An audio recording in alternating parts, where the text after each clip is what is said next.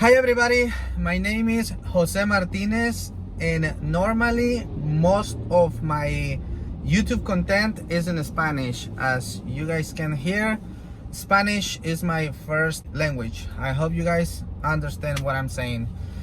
Today I'm gonna be talking about how to pull a roofing license in the state of Florida.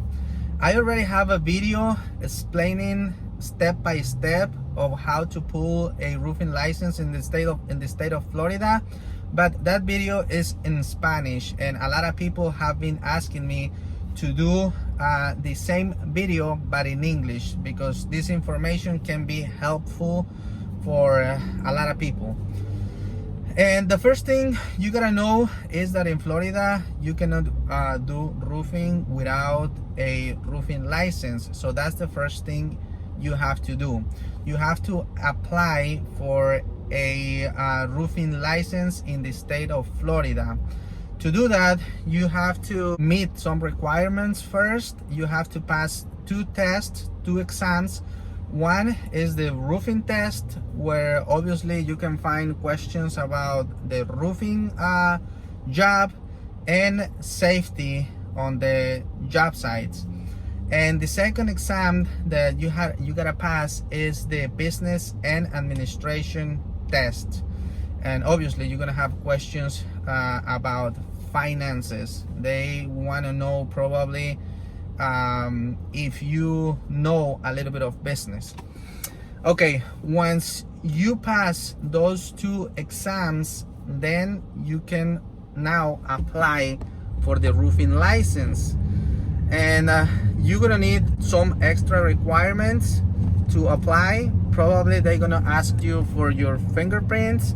They're gonna ask you for a good credit score.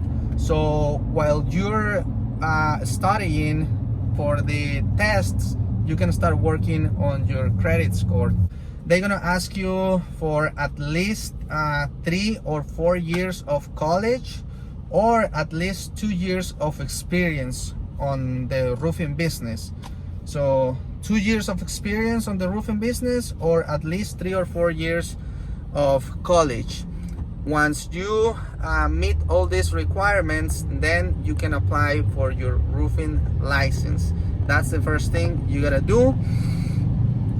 You have 4 years to, once you pass the first test, either is the business and administration or the roofing test, then you have 4 years to pass the other one.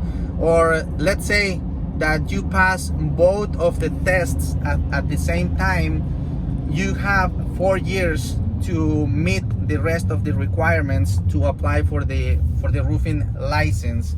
So those tests, once you pass them, you have a time frame of 4 years. Those are valid for 4 years.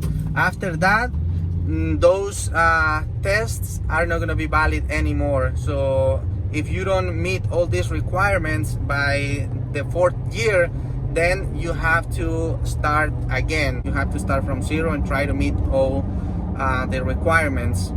If you don't pass one of the tests, let's say you went this month and try to pass the test and you fail, you can try next month.